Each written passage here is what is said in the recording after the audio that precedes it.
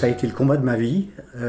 J'ai rencontré l'économie sociale et solidaire en 1984, lorsque François Mitterrand m'a nommé secrétaire d'État auprès du Premier ministre, qui était Laurent Fabius, et qui m'a confié ce portefeuille qui n'avait jamais existé dans l'histoire de la République. Donc c'était un sacré défi.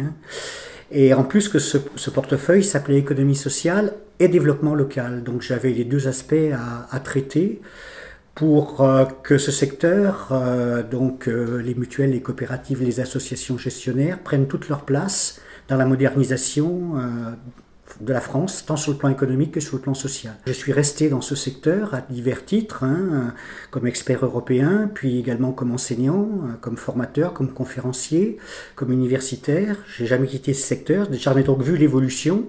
Et il me semblait donc intéressant de faire le point en 2020 de où en était ce secteur et quels étaient, après qu'on ait bien connu son passé et son présent, à savoir s'il pouvait avoir un avenir. Un Français sur deux est adhérent d'une mutuelle et qu'il y a également un Français sur deux qui est un militant associatif. Et donc tout ce petit monde, ça pèse 2 200 000 personnes. C'est énorme. C'est, pour vous donner un ordre de grandeur, 10 fois le nombre de salariés de l'industrie automobile. Donc c'est le premier secteur employeur de France. Il y a même plus de salariés dans l'économie sociale que dans le BTP et les travaux publics. L'économie sociale, c'est entreprendre autrement. Donc c'est un modèle qui est fort dérangeant pour le système dans lequel nous sommes. D'abord parce que les entreprises sont des entreprises de personnes et non pas des entreprises de capitaux. Ensuite parce que la règle d'or dans l'économie sociale, c'est la lucrativité limitée. C'est-à-dire que les bénéfices ou les excédents réalisés par une association ou une coopérative restent à l'intérieur de la structure et ils ne sont pas redistribués sous forme de dividendes à des actionnaires. Donc c'est un modèle qui est très dérangeant pour le modèle dominant, savoir que on peut entreprendre autrement.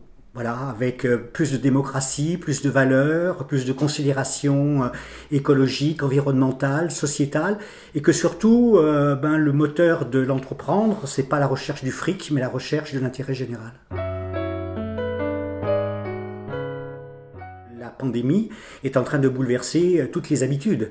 D'abord les habitudes de consommation, et on redécouvre le local, ce qui est une tradition de l'économie sociale, qui a toujours misé sur une production locale sous forme de coopérative ou sous forme d'association, s'il s'agit de prestation de services.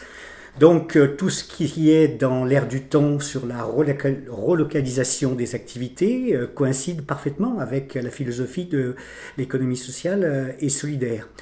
Ensuite, parce qu'on voit bien que la mondialisation telle qu'elle a été conçue nous mène à des impasses terribles et que donc il faut voir le monde autrement et donc il y a trois fonctions dans la vie économique. Il y a consommer, donc il faut consommer autrement, mais ça je crois que les gens commencent à le comprendre, en particulier avec le développement des circuits courts et du consommer local et du consommer authentique.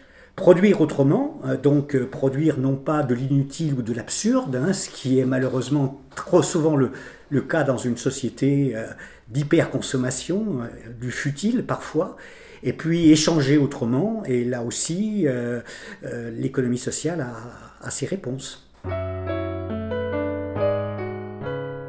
On voit bien que le développement de ce secteur, il est très lié au contexte politique, et en particulier que le développement des trois familles de l'économie sociale coïncide avec des gouvernements de gauche, que ce soit celui auquel j'ai appartenu, qui a quand même fait un sacré travail dans le domaine de l'économie sociale et dans le domaine de l'économie sociale et du développement local, puis ensuite celui de Lionel Jospin, qui a également boosté ce secteur, et enfin surtout le gouvernement de François Hollande, le premier gouvernement de François Hollande, puisqu'il nomme dès son entrée en fonction un ministre de l'économie sociale, qui est Benoît Hamon, qui va avoir l'intelligence et le rôle historique de créer une loi, parce que ce secteur était un secteur qui n'était pas défini par une loi.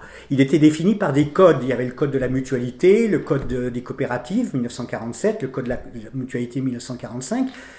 Les associations gestionnaires, elles n'ont pas de code, elles se réfèrent à la loi de 1901, hein, et tout ce petit monde donc vivait, mais en s'intitulant eux-mêmes acteurs de l'économie sociale, mais il n'y avait pas de définition véritablement acceptée par le législateur. Et le travail énorme qu'a fait mon ami Benoît Hamon, c'est de donner une consistance législative à ce qui était jusqu'alors un concept. Donc maintenant, tout le monde sait quelles sont les frontières de l'économie sociale et ce que ça veut dire que l'économie sociale est solidaire. L'État peut être extrêmement important dans le développement de l'économie sociale s'il décide d'accompagner et de booster ce secteur. Par exemple, pour ma part, j'avais passé un contrat de plan entre 84 et 86 avec la Confédération Générale des SCOP, pour qu'il y ait un véritable appel à projet de création de SCOP, c'est-à-dire de coopératives de production. Et on voit d'ailleurs que ce modèle est un modèle qui plaît beaucoup, en particulier aux jeunes coopérateurs, puisqu'il y a énormément de SCOP qui se développent à travers la France, dans tous les domaines, le domaine des services, le domaine des communications, des domaines beaucoup plus traditionnels sur les métiers de l'environnement ou autres, l'économie circulaire. Et donc ça c'est un moyen de booster le secteur.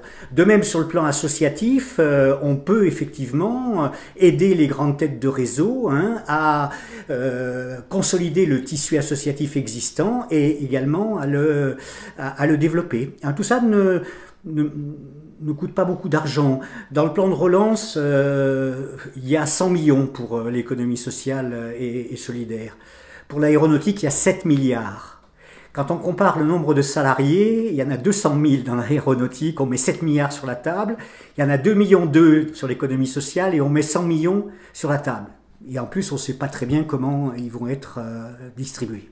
Donc vous voyez, le rôle de l'État peut être effectivement crucial. Il faut surtout que l'État croit en ce modèle, voilà, et qu'il soit persuadé que le modèle libéral dans lequel nous sommes